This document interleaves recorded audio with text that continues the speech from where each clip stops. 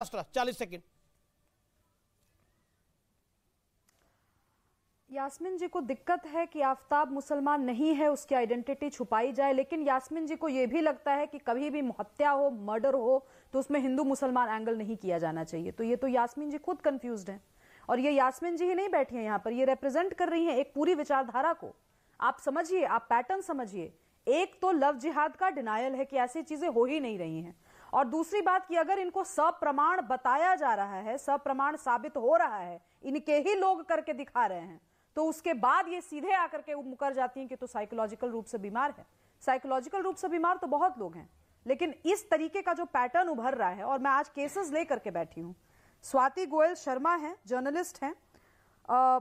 जब ये cases cover नहीं हो रहे थे तब से वो लड़की ये कवर कर रही है, वो केस अपने ऊपर पर्सनल रिस्क लेकर के वो लड़की कवर कर रही है, लगातार रिपोर्टिंग की है उन्होंने।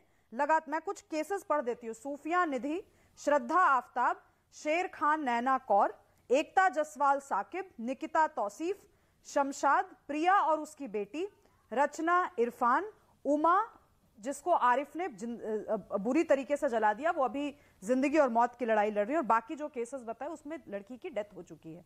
ये सारे केसेस ऐसे हैं जिसमें लव जिहाद का एंगल कैसे नहीं है, मुझे समझा दे कोई। छिटपुट घटनाओं को लेकर के तो ये कह रहे हैं कि अरे ये ऐसी बात नहीं है ना, हिंदू प्रेमी भी होते हैं, वो भी मुसलमान प्रेमिकाओं को मार रहे हैं। छिटपुट घटना है ना भाई, पैटर्न इमर्ज कर रहा हो तो बताइए। मैं तो जम्मू कश्मीर से लेकर के मैं कन्याकुमारी तक का एक सूत्र में पिरो करके बता सकती हूँ कि यहाँ ये हुआ, यहाँ ये हुआ, इस तरीके से हो रही है। झारखंड में स्टेट के संज्ञान में है ये चीजें। आप मुझे बताइए ना, यहाँ पे मुसलमान कई लोग यहाँ पे मुस्लिम धर्म और अपने लोगों की नुमाइंदगी करने बैठे हैं, भारतीय बन करके। मुझे लगता है केवल यहाँ पे एक मुसलमान बात कर रहे होंगे, लेकिन जो लोग नुमाइंदगी कर रहे हैं, ठीक है madam, you made your point. किसी भी जगह पर रिवर्स लव जिहाद को लेकर के अगर स्टेट को संज्ञान में लाया गया हो तो बताइए ना आमिर जी। ओके कि मुस्लिम पर्सनल लॉ जवाब ले लेते हैं कि हमारी मुसलमान जवाब ले लेते हैं, ऐसा हो रहा है, बताइए। ओके, यास्मीन फारूकी जवाब। मैं ऐसे फिर वही बात आके कहूंगी कि मैं लिस्ट लेके तो बैठती नहीं हूं, क्योंकि मुझे ये लिस्ट लेके तो बैठना पड़ेगा ना मैडम। अगर हम पैटर्न की बात करें तो लिस्ट लेके बैठना पड़ेगा। क्या अगर मैं भी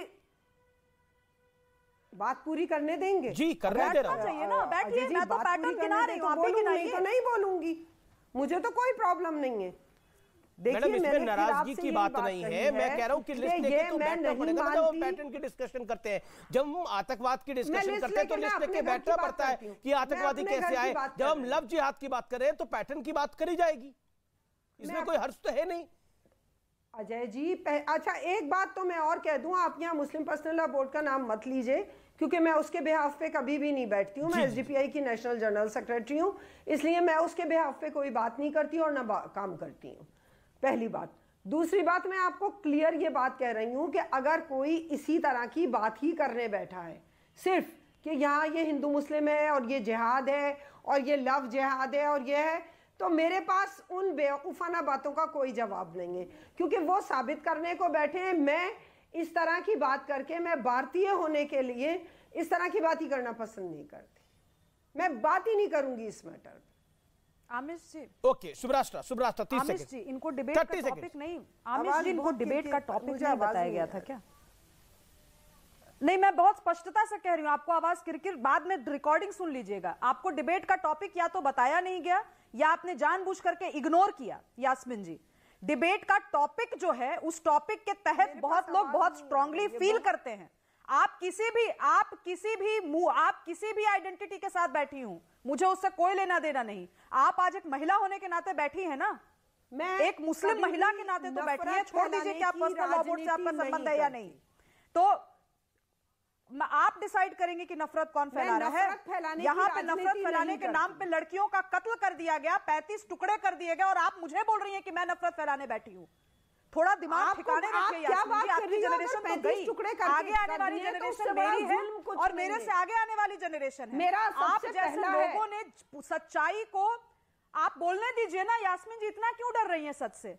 आप जैसे लोगों की वजह से ही, आप जैसे बुजुर्गों की वजह से ही आज का युवा इस सिचुएशन में है कि लव जिहाद के मामले होते जाते हैं और चीजों को ब्रश अंडर द कारपेट, जो अंग्रेजी में एक फ्रेज है, वो किया जाता है। सब कुछ चंगा है, सब कुछ बढ़िया है, कोई बात मत करो इस टॉपिक पे, सामान्य घटना है, सामान्य क्राइम है, अरे वो मेंटली डिरेल्ड है। मेंटली डिरेल्ड है तो लगातार ऐसे केसेस होते हैं। जवाब को भी संज्ञान लेना पड़ता है। ओके।